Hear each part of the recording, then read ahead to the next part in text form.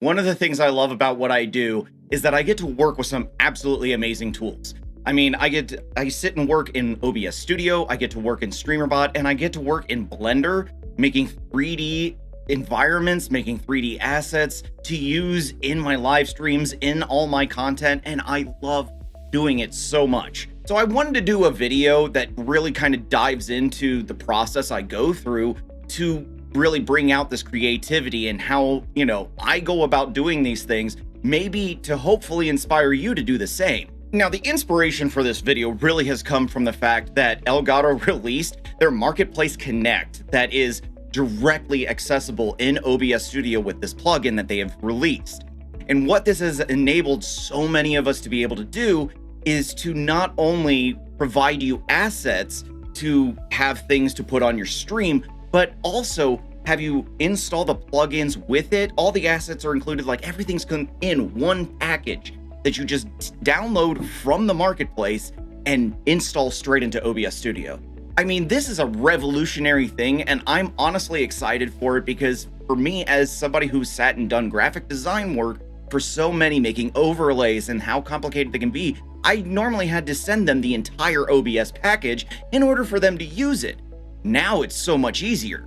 So now that this is available and this has just blown up a whole new way of me being able to get new ideas and new things to so many of you, I really wanted to kind of give you the process I go through so that way you may be inspired to do the same and make stuff for others as well. Now, when it comes to having an idea, it doesn't ever have to be anything exaggerated or ridiculous. It can always be something very simple. In fact, that's how I started.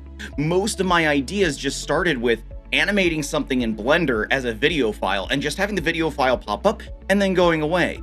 But as I went through and I got a little bit more creative, I started being able to figure out how to time things where I would make sure that everything in Blender was lined up with how I needed it to work with an OBS plugin like Move, and then being able to tie this all together in some sort of fantastical, animated, fully just crazy thing.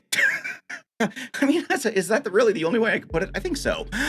For me, it all starts with, creating in Blender. It all starts with just having this idea of something I want to bring onto the screen to use and be able to manipulate. So first, let me kind of show you what I build in Blender and give you an idea of how I built it in Blender with what I had in mind as I was putting it together. So as you will see here, I kind of made my own little version of Kirby in 3D. It's not perfect because I may not be the best at graphic design, but I try to create something that at least resembles him enough that I can do something with. I sat and I modeled him in different ways. Some of it is kind of not the greatest put together, but hey, you can't tell for how long he's on the screen. And again, it is not about how great of a graphic artist you are. It's a matter of, can you make it at least somewhat presentable enough that people get the idea and it works. I'm not looking for an exact duplication of Kirby on this, but I'm at least giving the idea of him coming onto the screen. And then once I've done that, I make sure I do these animations, things that I can make him then kind of jump in, move different parts of his body, like the mouth opening up right there, even though it may not be the smoothest way of doing it and making certain things appear. But the whole idea was here in this area that's lit up, this is what's going to be seen in the camera. And so if I hit play, my whole idea was, since I sit over here, I wanted him to be able to jump down and then suck me into him and then spit me back out. So when I sat and animated this, I brought him in and then have it like that. And then I make sure that at some point I can make myself disappear in his mouth and he'll close it and then spit me back out as the stars, and I will reappear when the stars hit about right there. Now, the key thing I do is, since I've rendered this in 60 frames a second, that means each 60 frames is 1 second. So this is 1 second right here. This is second number 2. This is second number 3. That's second number 4. And then, of course, this is second number 5. At 270, this would be 4.5 seconds. So I'm actually using half seconds in here to animate a lot of this. So when he opens up his mouth at 90 frames, which is about 1.5 seconds, this is when I start moving into his mouth. And then since he closes his mouth a little bit after that 3 seconds, I make sure that I am completely gone by that 3 seconds. So one thing that I do try to make sure I do is keep it between 5 and 10 seconds, because that's usually a good amount of time for any kind of visual redeem that's happening on the stream, because you don't want it to overpower your overall content and what you're doing. But sometimes I go a little bit over that, but I make sure it stays off the screen, such as my Babam redeem, that when somebody gives me 100 bits, they get to send a Babam after me to chase me around the screen on the edges and eventually kind of blow me up. Now, I did make it a little bit longer because I wanted to make sure if you're going to give 100 bits to make this happen, then I want to make it worth your while. But at the same time, I wanted to make sure that it stays at least off the screen enough that if something's happening during the stream and that goes off, it's not going to be so distracting or completely obscuring the screen to where you can't see what's going on. So if I had some really cool play that was happening, you're still able to see it. So these kind of animations, you always have to plan out when it comes to timing. And so with the timing of this, making sure that I'm gone by 3 seconds and the camera's disappeared, I can make sure that, okay, that's when it's going to be off. Now, he starts spitting me out at the 4-second mark.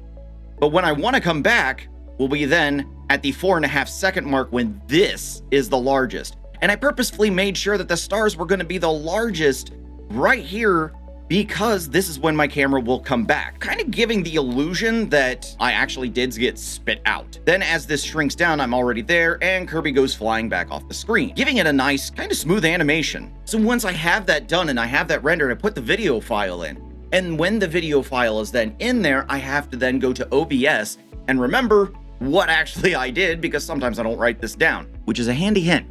Write stuff down if you can, because I'm terrible at doing that, so I kind of always have to refer back to my Blender file. So here I have a whole scene of different things, as you're seeing. Please excuse the mess. I have lots of things in here that people get to trigger and have fun with. But I put the video file in here, and this is the Kirby file that I have created, and I make sure it doesn't loop, so that way when it ends, it ends. I don't actually do anything with Kirby himself, because there's nothing he needs to do. Everything that goes on in there, I create in the move filters here. And as you can see, I have quite a few different things that people trigger and make happen on my stream. Labeled here, these move sources that are for Kirby. And what I've done is here at 2 seconds, this is when Kirby's going to start actually moving me. And so when I click that one, it actually moves me down. And then in another scene, it'll actually move me even further and shrink me to 0. Then he'll spit me back out, and then this will appear. This part becomes then the I've been spit out part of it, and then it will bring me back to basically my start position right here center, and it's back to my normal positioning. So that's for just the nested scene for my camera source, because this is all the stuff that can get triggered, such as, you know, the rave that I have going that usually happens with the recursion effect. And this is what happens when people want me to dance on stream. But I nest these in a scene for my camera specifically, so that way no matter where I am on my OBS, it will work. If I was gaming, you'll see that I also have 2 filters here that are also Kirby. And this one, when it gets triggered, it will take me from the far side and move me over and move me to where Kirby's mouth would be. Then when he spits me back out, this is to make me disappear. And then when he spits me back out, what did I put it as? It's camera gaming. Yep, that one. Camera gaming. I forgot, that's the one it is. So it'll go from here, putting me in his mouth, making me disappear, then it will put me back right there. So then when it comes to Streamer.bot, what I'm doing then is I then have to build this all to time it correctly. So what I get is, first thing that happens, Kirby's gonna come on the screen. So I turn that source on and I delay it until I need him to basically start sucking me into his mouth. But then I do a small delay, and then I make sure that my move sources that need to happen will occur, and I do it for each scene that it would need to happen in. And of course, this is also an older way of how I would set it up. I now have newer ways of doing this, but this is how I did it originally. So I have it set up to where it'll do it on my chatting screen. It'll do it on my Winnable Wednesday set, which those are completely different positions from everything else I do, where on the set, I'm here, and then when it's the actual, we're playing a game on the Winnable Wednesday, now I'm over here. And then when it comes to my gameplay, I'm in a slightly different position again. You know, I have to have different ways of being able to have Kirby move me in depending on the scene. So I trigger them all. even though there's a better way to do it now. But I trigger them all simultaneously to make sure that no matter what scene I'm on, I'm gonna make sure I'm going into Kirby's mouth. Sounds so weird. But then we do the delay so that he has plenty of time to swallow me and then get ready to spit me out. Now, when he spits me out, naturally, I'm not gonna really be on screen. I'm still gonna be disappeared. But then when I do need to come back on, I make sure that in each one of those scenes, I'm basically being brought back. And then the ones that are on my camera source exclusively get triggered. And then once everything's good and Kirby's off the screen, that's when we hide the video source to basically reset him to do it again. If you were to sit and write down your steps and how you want this to go, it's a lot easier to work with. Me, I already saw how I wanted this to work, where again, I knew by seconds how I wanted Kirby to be animated. Then from there, I animate myself to be moved in and moved back out according to the video file. Then once I've set up the filters to do that, all I got to do then is plug that information into Streamer.bot to basically trigger the whole thing. And ultimately, this is what it looks like.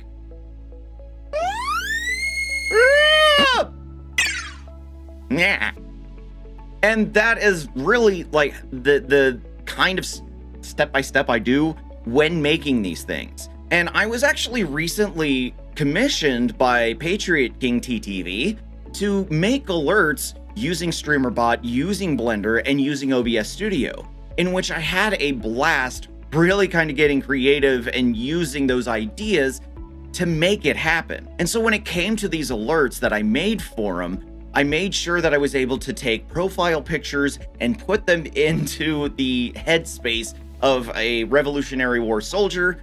I made sure that his raid alert was going to have all these arms just celebrating with their muskets and yay, there's a raid. I made sure that if he's gonna get bits, we're gonna celebrate in a way like it's the 4th of July, and it's not just fireworks, but it's gonna throw those bits on the screen. It's these kinds of things that you can make your own unique things by just kind of taking an idea and running with it. Do all of them work out? No. So probably the one that pains me the most that didn't work out as well as I wanted to was when I put together Mario World 1-1. Now, the problem with it was the fact that I was using gameplay, and the biggest issue is that when you are working with something that is a pre-recorded video, if it is not synced up easily between your frame rate and the milliseconds that are available, it becomes a nightmare to actually animate it properly. And let me show you why this was so painful for me. As you'll see, I had an entire spreadsheet mapped out, making sure that my camera was going to move as best as possible with the video file. And unfortunately, the issue I had was these weren't always precise. The frames were never precise enough for me to actually make it happen, because when I would try to do these, I kept winding up with 3, 3, 3, 3, 3, 3, 3, 3, 3, 6, 6, 6, 6, 6, 6, 6, basically 1/3, 2/3.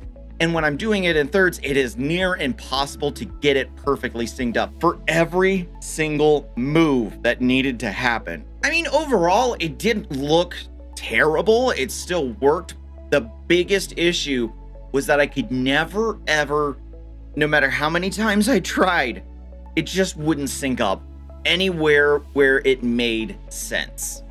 And this is where one of the biggest pitfalls with this kind of a process kind of comes into play, is that if you're trying to do something such as making yourself on top of a Mario and having it go, it may not work the way you want because of those timing issues. At 30 frames a second or 60 frames a second, which is normally what we all stream at, that doesn't line up very well with milliseconds that Streamer.bot is working with. And that difference between frame rate and milliseconds is crucial. Now, you're probably going, well, man, I really don't have the talent to sit and do full-on 3D animation in Blender. Dude, that's a lot of work. I don't even know how to work Blender. Dude, don't worry about that. You don't even have to go that far. You can actually, if you find pictures or videos, you can work with that too. One of my favorites is Homelander Hates Me. So what happens when Homelander Hates Me is basically it winds up being like this, where you get Homelander clicking through, I'm coming up on the screen, and normally I sit and talk about how he has a milk obsession with, you know, women's breasts and all that, you know, and try to make fun of him about how he was a test tube baby, and try to say a lot of mean things about Homelander, and just trying to make him uncomfortable, because that is how I love to make this kind of be funny. It is my way to try and improv my way through trying to piss him off.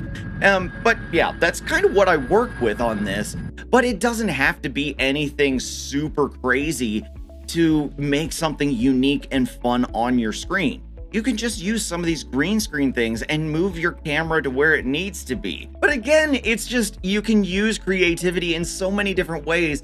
By even just bringing some kind of a video file like this, you can create where you cut your head, you put your camera where somebody's head was, and you can work it that way. There are so many possibilities that you can do and get creative with.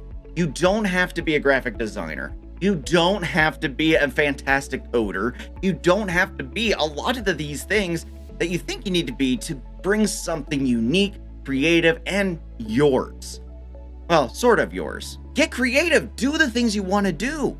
Don't be afraid. You're going to make mistakes, and that's the best part. Every mistake you make, you'll learn from it, and you get to grow from it. So get in there, do stuff. And with that, I will catch you on the next video. If you want to see more, subscribe, and I'll see you later.